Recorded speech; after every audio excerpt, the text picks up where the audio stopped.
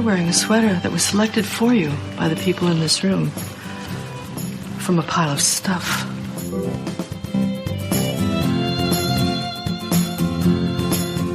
Give me a full ballerina skirt and a hint of saloon, and I'm on board. I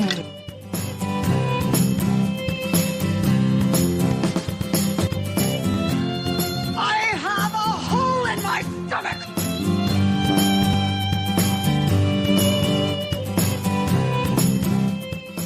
I can't go back. Welcome to the She Became Visible podcast. I'm your host, Renee Steelman. This podcast is my story. It's your story. It's our story. It's all the stories of all the women who one day knew that it was time to remember who they were, who they are, and stand up and be seen. Hey. Oh, can you hear me? This doesn't sound like you can. Well, maybe. I don't know. Can you hear me? It says that I'm speaking, but I don't know if I can hear it in my headphones. I feel like I can hear it in my head. That's very weird. And I don't know how to test that. Interesting. I'm going to go to my settings just to make sure. Audio. Yeah, testing, test. Okay, it says it's working, so we'll see. Hopefully, I will not have to delete this podcast after I get through. Welcome to Wednesday, May 15th. This is She Became Visible, and I am doing a midweek podcast because, as many of you, I have been watching the Chad Daybell case. And there are so many references to the Mormon church, of course, in this case. And they are, specifically talking about temple attendance, temple rituals, things that are done in the Mormon church that a lot of people who are not members of the church do not understand. And the thing that I think is interesting is this has been a very interesting last couple of years. If any of you watch any of the YouTube type news stations, not just Fox or CNN, then you will be a little bit more aware of what's going on in the Mormon world as far as crime and murder. So you have Ruby Franke and Jody Hildebrand. You have the Tripido family from Gilbert, Arizona, who kidnapped their son to take him to Canada. I believe they were headed to Canada because he was going to be the next savior. They are active temple attending members of the Mormon church in Gilbert, Arizona. Lori Vallow was from Gilbert, Arizona. She murdered her husband. She murdered her 2 children. And all while doing this, she is exclaiming scriptures, positions of authority, callings that she has, dreams, visions, and whatnot. All right. Who else did we have? We had, let's see. Oh, well, right now they've got a bunch of things going on with teenagers in Gilbert, Arizona. A young man was killed and there were beat up, and they are finding that a lot of members of this little gang are members of the Church of Jesus Christ of Latter-day Saints. Now, I'm not saying that this church can be held responsible for these crimes, but it's the religious teachings that are dangerous to people who are mentally ill. And the reason why they are so dangerous is because they are taught as revelations from Jesus Christ given to a prophet living on the earth today. And they are taught as truths, factual truths, whether you like it or not, and a preview of coming attractions for your life. And that's where you get people who believe and follow these teachings. But then if there is any kind of mental illness, then they will take it to another level. And they are given permission to do that by being told who they are, where they came from, that they have priesthood powers. They are told this, and anyone who is a little bit on the edge of mental illness will take that power and authority and turn it into evil. And that's what we're seeing, both for the men and the women. Now, I'm going to start this podcast out by showing you a fun little cartoon that I think kind of brings the LDS teachings into a capsule so that you might understand a little bit better. So let's go to this. Many people wonder, Where did we come from? Why are we here? Where are we going? The plan of salvation gives us the answer to these questions. God is the Father of our spirits. We are literally His children, and He loves us. We lived as spirit children of our Father in heaven before we were born on this earth. As Latter-day Saints, you refer to that as pre-earth life or pre-existence. It's also called premortality. As spirit children there, we did not have physical bodies. To clarify, you believe that every single human being that will ever live on this earth pre-existed in a spirit world prior to coming to this earth. That is what our doctrine teaches. Can you show me in the Bible where that doctrine was ever taught? Sure, there are several passages we could show you. Let's turn to Jeremiah 1:5. Before I formed thee in the belly, I knew thee, and before thou camest forth out of the womb, I sanctified thee, and I ordained thee a prophet unto the nations. It says God knew Jeremiah in the pre-existence where He ordained him a prophet. I disagree. This verse is teaching that God knows everything there is to know, past, present, and future. It does not teach we pre-existed before our natural birth. This verse is saying that God knew He was going to create Jeremiah before Jeremiah was formed in his mother. Okay, now I'm going to fast forward that. But literally what he is saying, and this is a perfect example of proof texting, cherry picking, taking scriptures that are that out of context and then applying a meaning to them. So this is a little video that was made by a person who goes through Mormon doctrine and kind of debates it and kicks it out the door. And, you know, in their evangelical mindset, they have the answer. So it's a debate that's going on, whether the Mormon teachings are true or whether this evangelical's teachings are true. It's just an example of proof texting and cherry picking scriptures to be used to control people and to delegate a doctrine. So let me see if we need to go any further here. Mother's womb. And that God had a special work planned for Jeremiah. That translation of Joseph Smith is in direct contradiction of what Paul taught, claiming his foreknowledge of all things, that which has not yet happened, and those who are not yet born.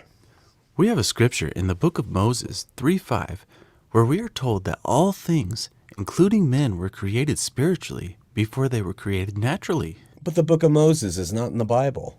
No, it's a revealed translation of Genesis to Joseph Smith. Okay, now I'm going to stop right there because that brings me to my next slide. Oftentimes in the church, the scriptures that are quoted are scriptures that are completely in the LDS or Mormon church only. They're not from the Bible. They are from the scriptures that have been canonized by the Mormon church, but they are considered scriptures as relevant and as true as the Bible, even though they were supposedly translated or revealed to a man, Joseph Smith, back in the 19th century. But they are believed to be true and just as telling and just as commanding as any scriptures that you would find in the Bible. Let me give you an example of that. Now, this is a conference talk, and if you're not Mormon, the conference is a general meeting that's held twice a year in the LDS Church, and it is conducted by the white male men who are in complete authority in the Mormon Church. They often will have maybe one or two women speak, but those women that do speak do nothing but quote the men. So it's a conference that's held every April and in every October. And I believe this talk was given in October of 2020, but I'm not sure. But that's where this talk is coming from. So let me play this for you. Of society. This idea is currently being challenged. A vocal minority oppose institutional authority and insist that persons should be free from any restrictions that limit their individual freedom.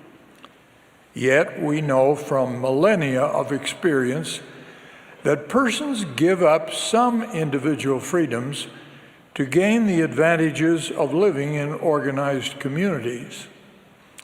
Such relinquishments of individual freedoms are principally based on commitments or covenants, expressed or implied.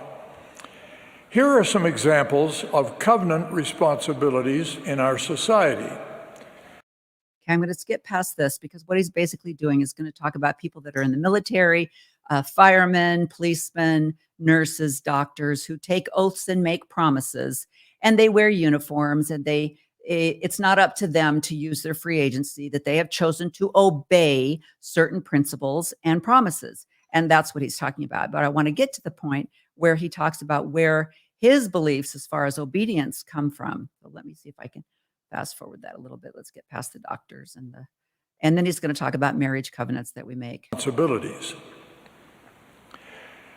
What I've said about covenants being a foundation for the regulation of individual lives applies particularly to religious covenants. The foundation and history of many religious affiliations and requirements are based on covenants. For example, the Abrahamic covenant is fundamental to several great religious traditions. It introduces the holy idea of God's covenant promises with his children.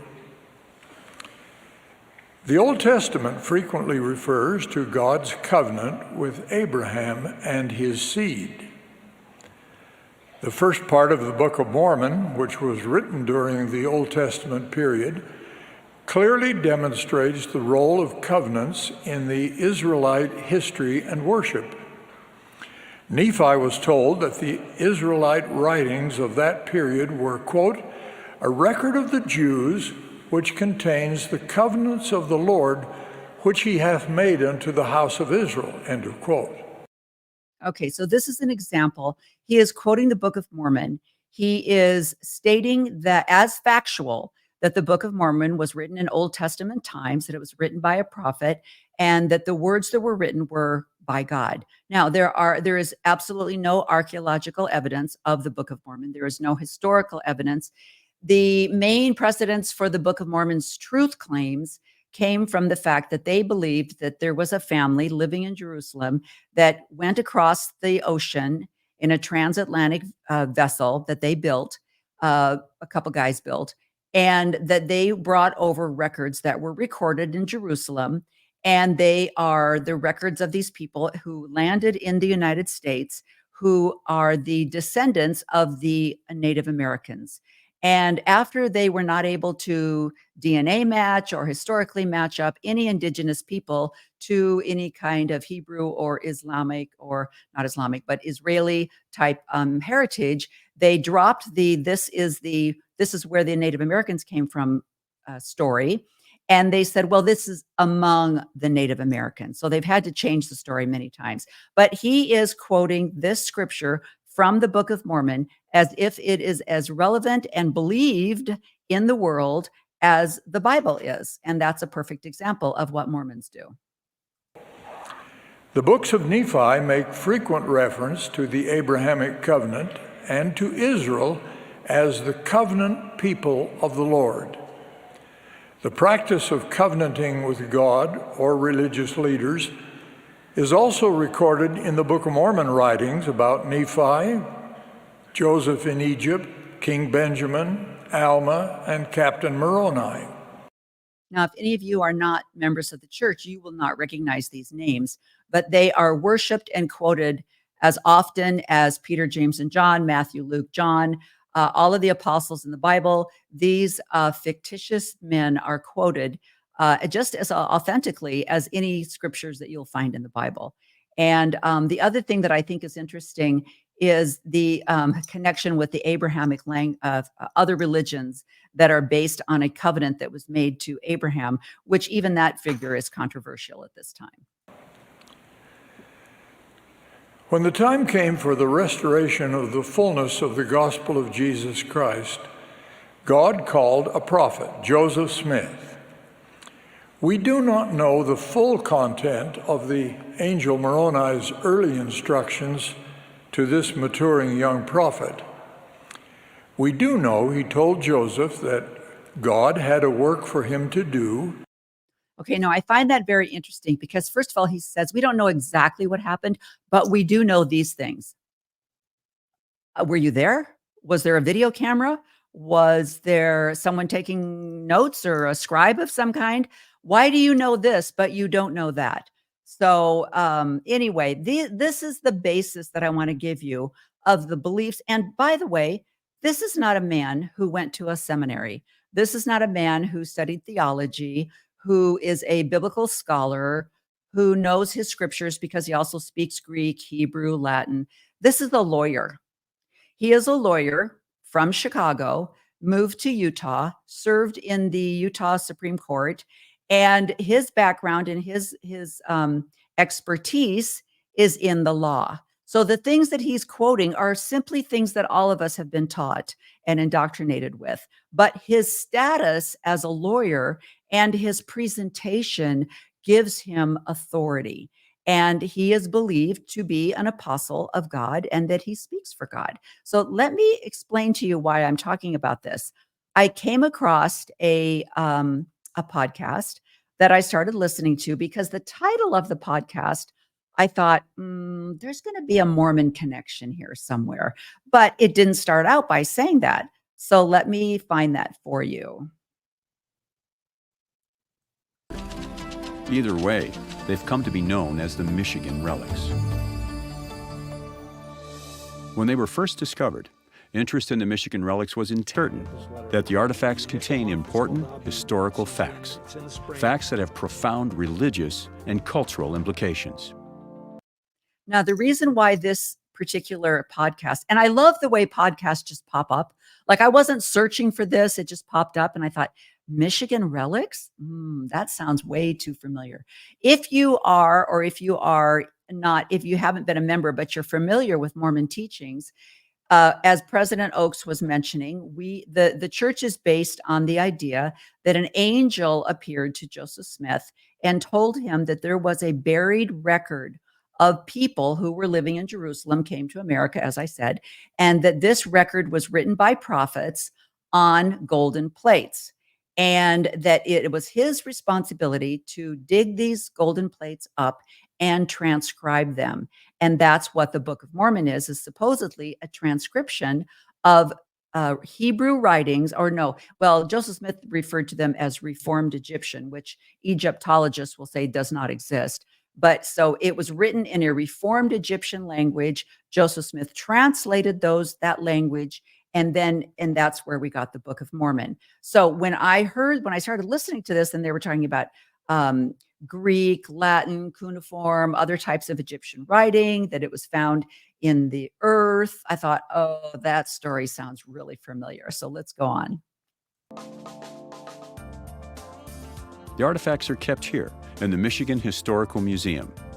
When they arrived at the museum in 2003, John Halsey was the Michigan State archaeologist. The task fell to Dr. Halsey to protect and preserve these artifacts that are a part of the largest archaeological controversy in American history.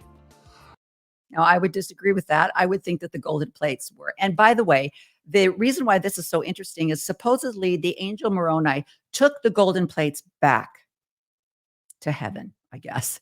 So no one has ever actually been able to verify whether there were gold plates or have an Egyptologist, look at them, because they were taken back to heaven and no one was able to see them.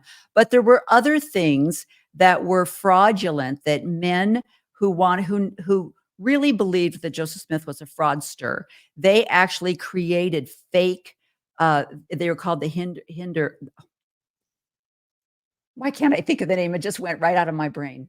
Kinderhook plates. They were called the Kinderhook plates. And these men created these plates, put them in the ground, dug them back up and said, Joseph, look, we found some more plates for you to interpret for us. Tell us, what do they say? And he actually pretended to translate them until they were discovered that it was all a fraud. And the guys admitted to everything that they had done. Everything that Joseph Smith has supposedly translated or put into some kind of a words from God has been debunked. One of the sanctioned scriptures that LDS people read is called the Book of Abraham. This was supposedly a translation of Egyptian papyri that Joseph Smith that he bought by a traveling salesman that was going through town with a couple of mummies. And Joseph Smith bought the mummy and some of the papyri and then supposedly translated that in. Then we have the words of Moses in this book that's been canonized. In fact, President Oakes was quoting from it. Now, that papyri was lost in the Chicago fire, but pieces and fragments of it were rediscovered. And in the 1960s, Egyptologists were able to look at it, and lo and behold, they said this doesn't have anything to do with Abraham or Moses or anything. It's a funerary. It's just very common, something that was buried along with the mummies. It's just very common thing to do in Egyptology. And so everything that Joseph Smith has claimed has been debunked, but the only thing they can't really debunk is the Book of Mormon, because there's no proof that it existed. So that's why this was very interesting. So let's go on. The Michigan relics were a series of objects that were found in various parts of north central and southeastern Michigan, starting in 1890 and running up to about 1920. The first ones that we're aware of were discovered by a man named James Scotford, who discovered a clay cup while digging fence posts up near Wyman in Montcalm County. Scotford went about the community showing these things off and getting the people really excited about these artifacts that he had discovered out there. So a number of people in the local community went out with Scotford, dug into small mound-like rises, probably not really true burial mounds, but they started finding things, finding copper things, finding slate objects. And so this led some of the city fathers to say, hey, there may be some money to be made in this. And under the tutelage of Scotford, they went out and did a whole lot more digging and found a whole lot more stuff. Now, the reason why this is really interesting is because a lot of things that I found out in the last 3 or 4 years that I didn't know when I was a member of the church was a lot of the same history. Now, as they said, this was done in about 1890. Joseph Smith was doing this in the mid 1830s, 1840s. And before that, he was known as a treasure digger. And he would actually get money he claimed to have a gift, and people would hire him to come onto their property and discover treasures that were buried. And he was actually taken to court because of there were smarter people that said, you're a fraud and you are taking money from my uncle, and I'm going to take you to court because you're a big old fraudster.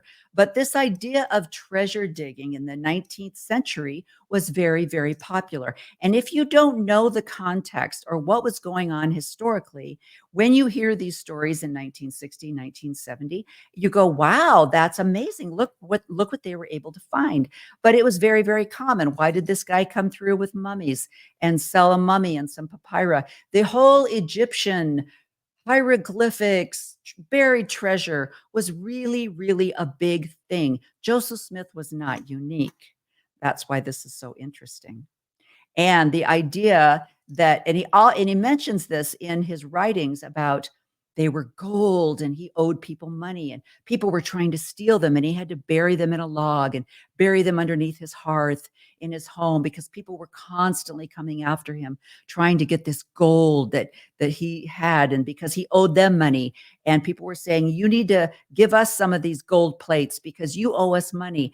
And so the mummy that he bought from Chandler, I think his name was, his mother actually kept it in her home and charged people to come in and see the mummy. And even the entire Book of Mormon, they had plans of selling it. And so, I mean, there was always something about money underneath all of this, which is exactly what this guy did. Their goal in doing this was to sell these things to the Smithsonian Institution. But before they did this, somebody said, maybe we ought to have somebody who knows something about artifacts look at these. And they got a professor from Lake Forest College in Illinois to come up and look at them.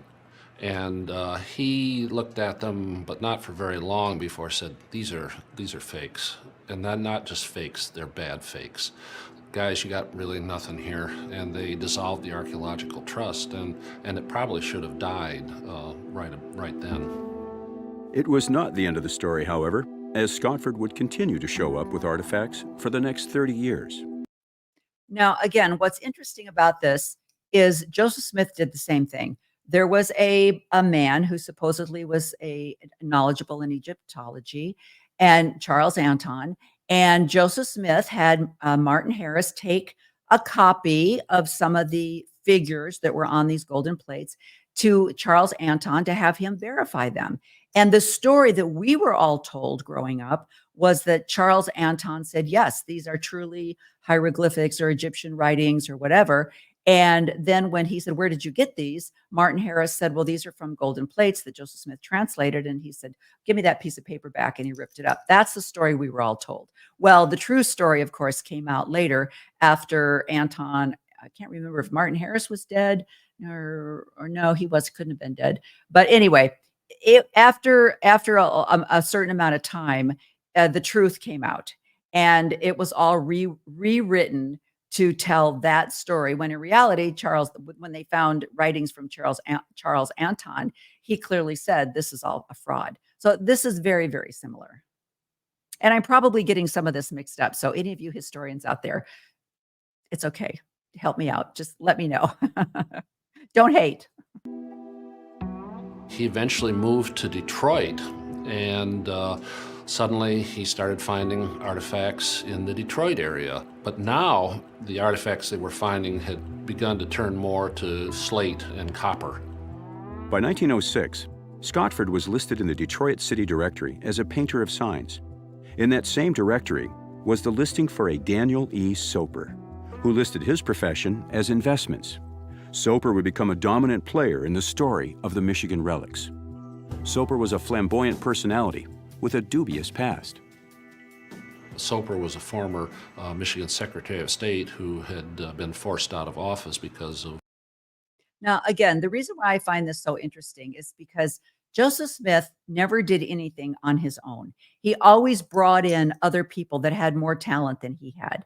And there was a gentleman called John C. Bennett, who was a scoundrel just like this guy and had a dubious past just like this guy, but he was very talented. And he is the one that helped get the Nauvoo Charter going. And he was very, very helpful in organization for Joseph Smith. So these charismatic people, they have a little bit of the face, but behind the scenes, they need people surrounding them that have more talents than they do. And that's exactly what happened here, and which has happened many, many times. Some questionable activities. He had taken up the cause of the relics, and eventually Soper became the promotional guy for it, sort of a low-grade P.T. Barnum. He was really promoting these things. On many of the Michigan artifacts were images of what looked like biblical scenes, indicating a Judeo-Christian people had, at one time, inhabited Michigan. Now, if you look at those, and if I was to put these side by side, in the Book of Abraham that Joseph Smith supposedly translated from this papyrus, there were a lot of similar drawings like this, because there were funerary things. There was an altar. There were godlike creatures, half human, half animal. Very, very similar. And they don't say anything in here about him knowing anything about Joseph Smith, but being in the same general area of the Midwest, you can't help but wonder if, I mean, by this time, by 1890s, the Mormons have all gone to Utah. They've all gone west.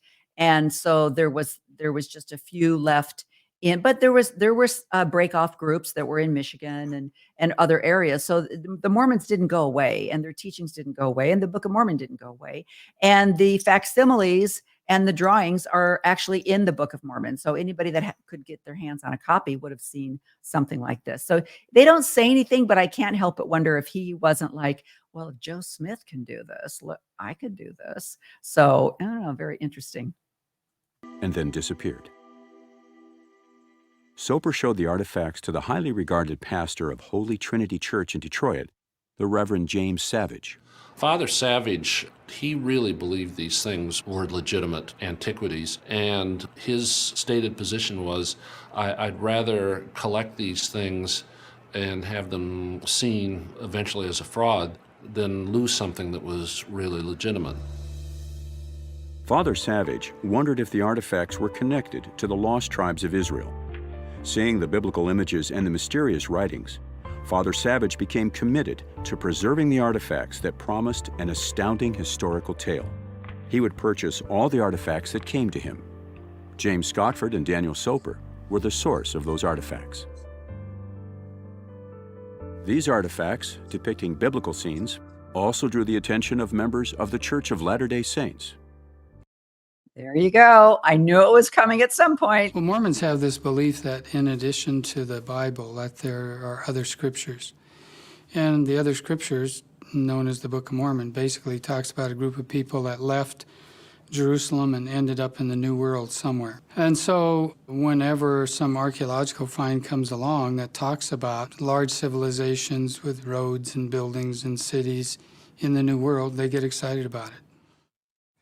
The Michigan relics have three main groupings. Some are made of clay, some are made of slate, carved slate, and some are made from copper. For the Mormons, to find copper plates with inscriptions was reminiscent of the original text of the Book of Mormon, which was not on copper plates, but on gold plates. So when Mormons heard about plates with inscriptions, oh, they were quite excited because here's verification of what they had been thinking about and talking about ever since the 1830s. While the discovery of the relics would generate excitement, they also produced frustration. The artifacts promised the great potential of filling in some biblical mysteries, and yet no one could read the artifacts. What made the Michigan relics distinctive was, first of all, almost all of them had a very distinctive mark. Now, the other reason why I really wanted to bring this up is eventually in this slide, and I don't know how much more I'll show you, the church ended up purchasing these. I don't know how much they purchased them for. I don't even remember if they said.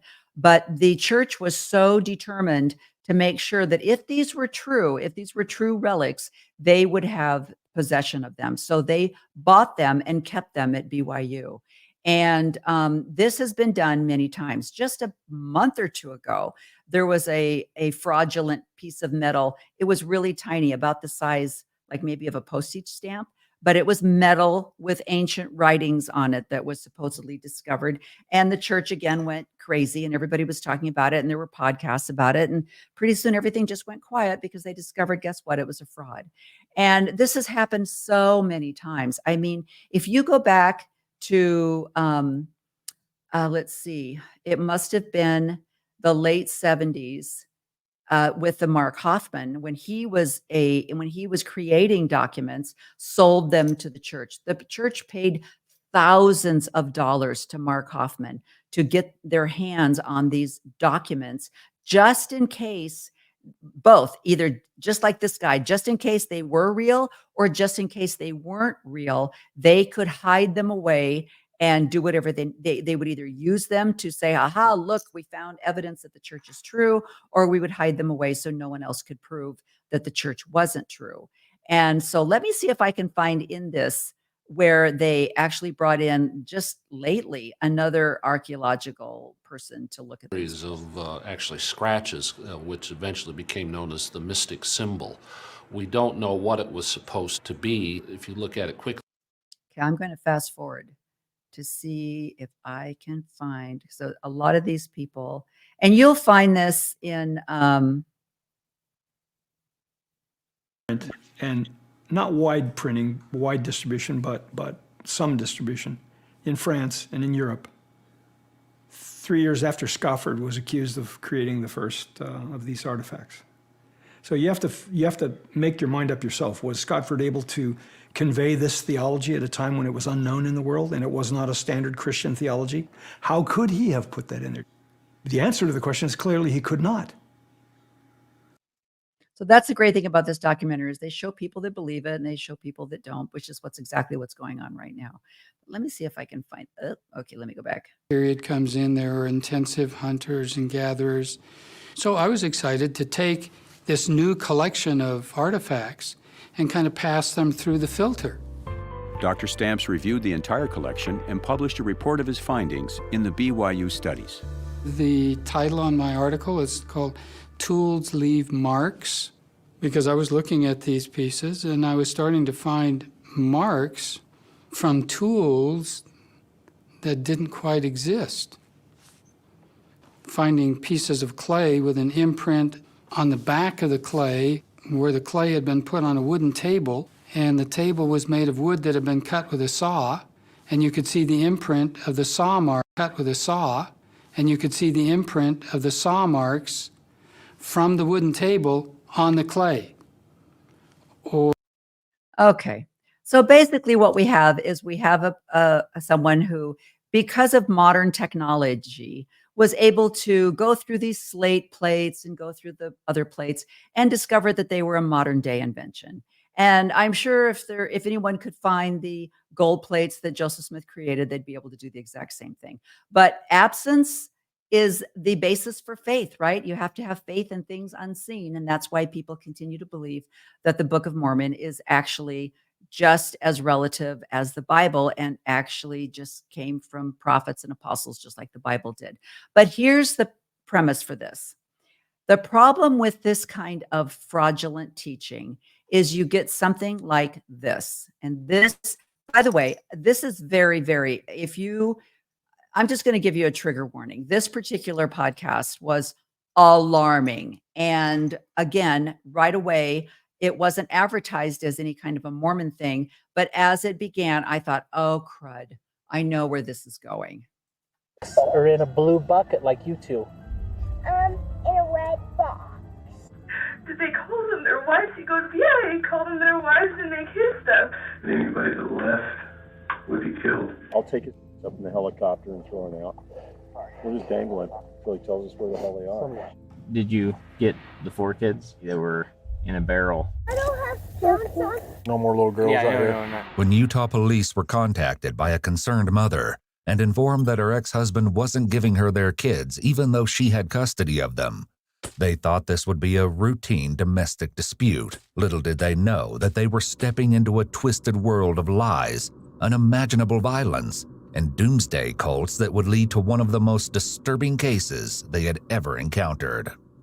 In September of 2017, Clark Christensen, the police chief of Spring City, Utah, was approached by Micah Coltharp and asked to do a wellness check at her in-laws' home. She explained that she was separated from her husband, John Coltharp, and that he and their 4 children currently all lived with John's parents, Keith and Catherine.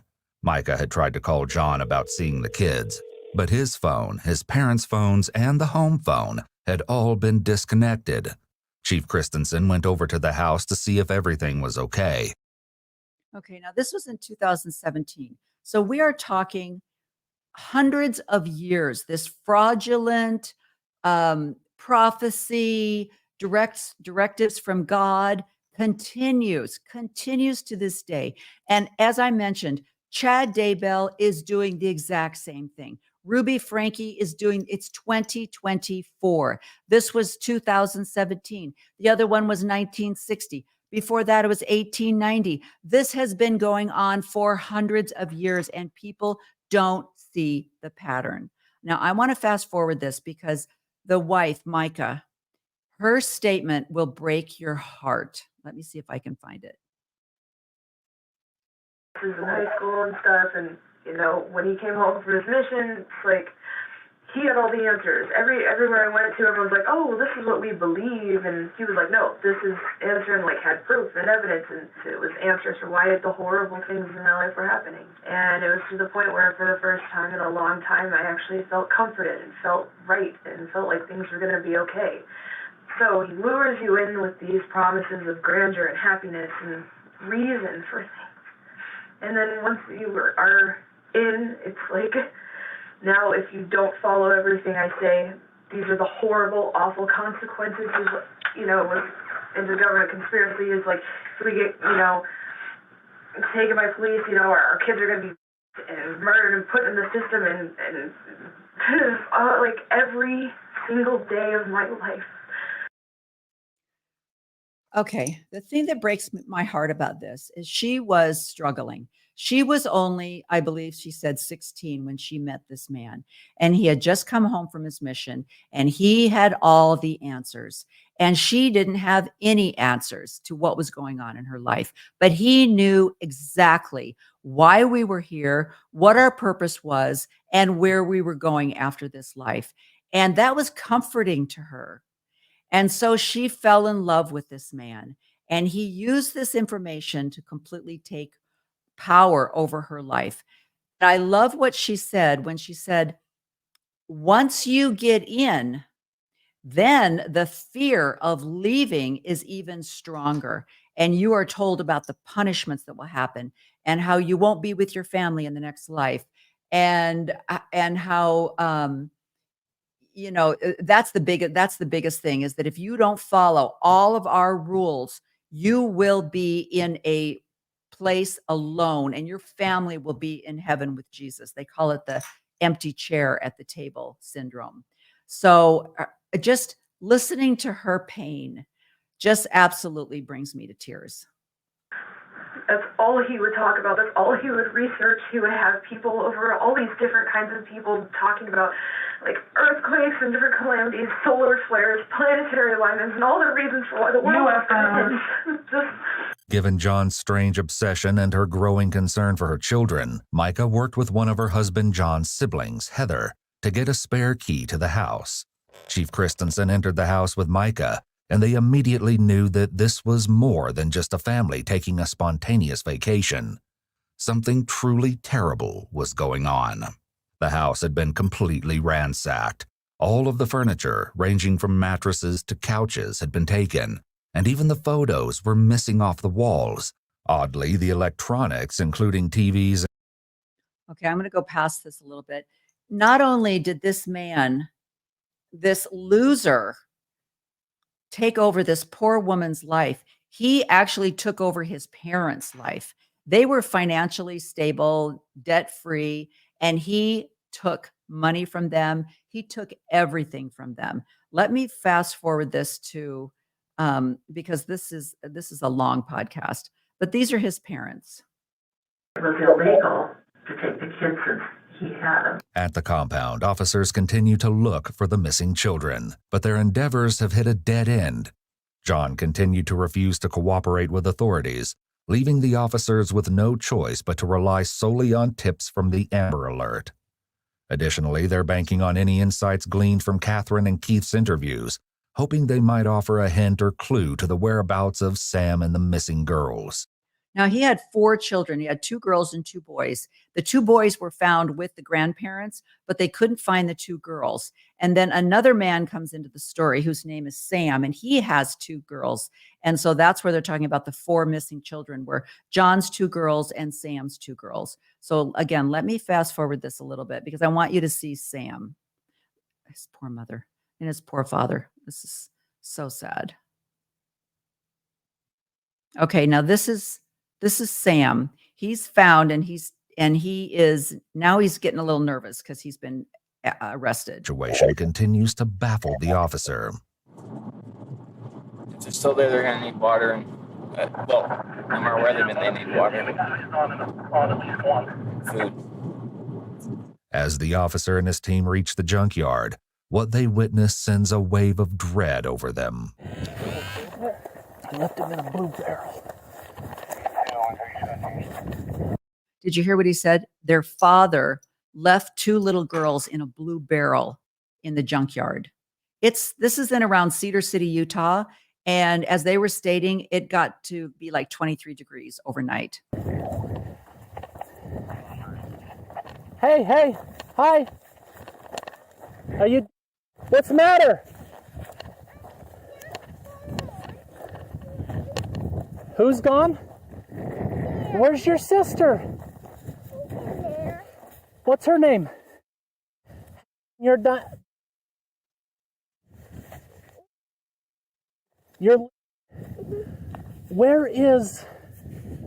the other 2 girls? They're in the storage container. Which one? The red one. One of these? No. A storage container very far away. Cedar one. Now, this was so absolutely so hard to watch. I just wanted to grab those little girls and hug them. He had put a 4-year-old and a 2-year-old, I think that's what their ages were. Maybe they were 4 and 7, in a blue barrel with a blanket. As he was trying to figure out where he should go. That's where he thought putting them in a barrel with a blanket would keep them warm overnight, 23 degrees.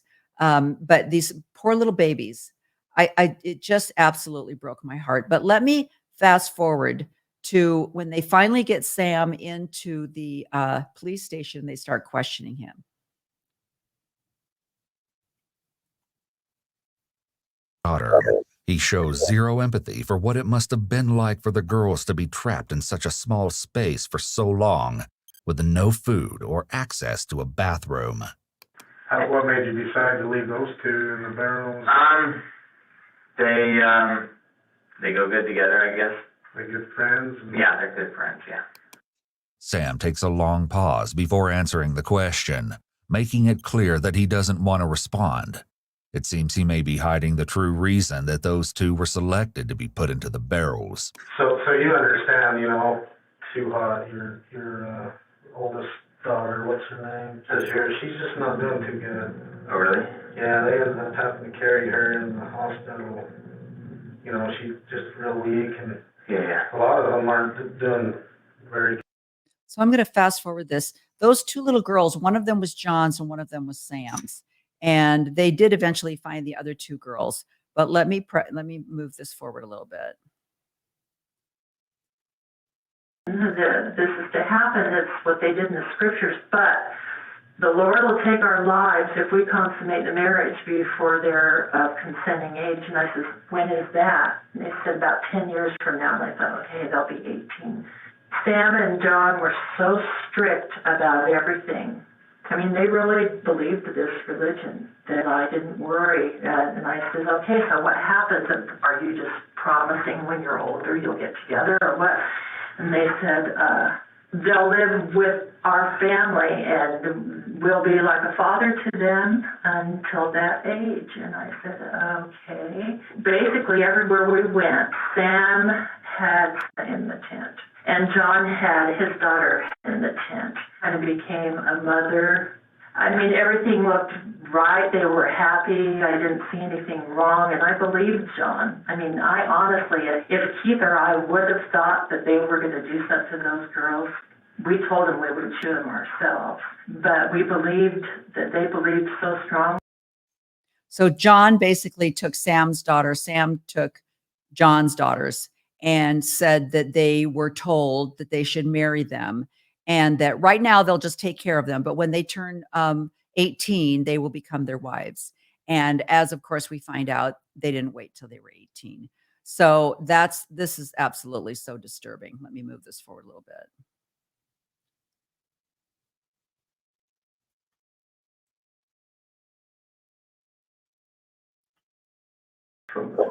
In the tents or in the conic sheds? Put them in the sheds too. We brought everywhere we went, we brought all that stuff along. We had to take 2 trips, so usually we slept with in John's tent. Just the 3 of them? Let's see, did he have the person that was promised to him by Sam? Just the 2 of them, yeah. So when did they make that arrangement between them? They made that arrangement and that agreement in the beginning when this whole thing started. So they promised us that everything would be on the up and up. There would be no problems. Right, and I don't know. We had no reason to mistrust it. We did. But the beginning being what? What time? What month? What time? What year? We found out that they had made that commitment. It would have been in July. You told me that you very much understood that there was going to be no going on between them or anything like that. They made a future plan, right? To us that we know nothing going on that would be wrong. Right. And just like the other promise, did you see something that was inappropriate ever? That made you feel like, wait a minute, I'm not. I thought there was something wrong with Sam. I would think she would have said something. But everything seemed to be okay. So we assumed. I like what the commentator said here. This mother and father were also abused, but they're adults. And they are grandparents, and they did nothing to save these little children's lives. And at some point in the narrator points out that this man was more concerned over the money that John was taking from him and destroying their property than he was over the lives of these little girls. So that's very, very sad. My girls, but I looked it up online, and so I could tell what it was. Did you catch that? It may have been a slip of the tongue, but Sam said my girls, insinuating that he checked both girls. Not only is this horrific for a 7-year-old to go through, but his other daughter is only 4 years old. I just did my research. It's pretty close up. It's fleshy. You could, I just looked on Wikipedia. Okay, well, you get it, basically. I don't have to go on with this horror. But you've got these two men, and there's a scene, and I think I missed it, but there's a scene where the mother finds out that her little girls have been abused, and she is hysterical and just absolutely beside herself with horror and sadness. And it's so absolutely sad. And this is exactly like the Ruby Frankie case, exactly like what's going on with Chad Daybell murdering their children. People knew, and people didn't help or didn't call the right authorities because there is this idea that these teachings come from God. And what are you going to do? You know, what control do we have? Now, this is another talk that was given at the conference. That was just done this last April. And I just want to give you a little clue. This is another gentleman, very educated, very well respected, very well loved in the Mormon church because he has a very nice delivery. I used to really wait with anticipation for his talks because he had a great sense of humor and he was a little bit poetic and he just seemed a little bit more real than some of the other ones were. But I found out since then that he is also a hypocrite and a liar and turns statistics and things around. And he's, the same. I can spend eternity with her. Another experience began 48 hours after my wife's burial. At that time, I was rushed to the hospital in an acute medical crisis. I then spent the first 4 weeks of a 6-week stay in and out of intensive care and in and out of consciousness. Virtually all my experience in the hospital during that first period is lost to my memory. What is not lost is my memory of a journey outside the hospital, out of what seemed the edge of eternity. I cannot speak fully of that experience here, but I can say that part of what I received was an admonition to return to my ministry with more urgency, more consecration, more focus on the Savior, more faith in His Word. Now, the reason I bring this up is because this was just delivered in April. And here again, you've got an apostle, a general authority, someone with great power in the Mormon church, stating very slyly that he had an out-of-body experience that he's not allowed to share with everyone. So if Jeffrey Holland can have an out-of-body experience, why can't Sam or John or Ruby or Jody or Chad Daybell? Why can't they have out-of-body experiences? They've been authorized.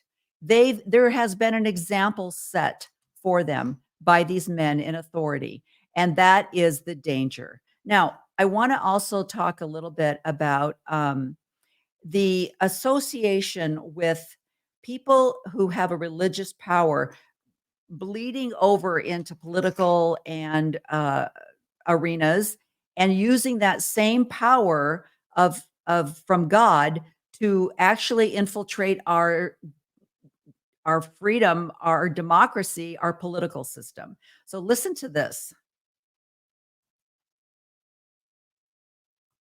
So Coughlin is, I feel like Coughlin is the one figure from this whole podcast, from this whole story that I'm telling that you might have heard of. Yeah. I feel like people talk about Father Coughlin.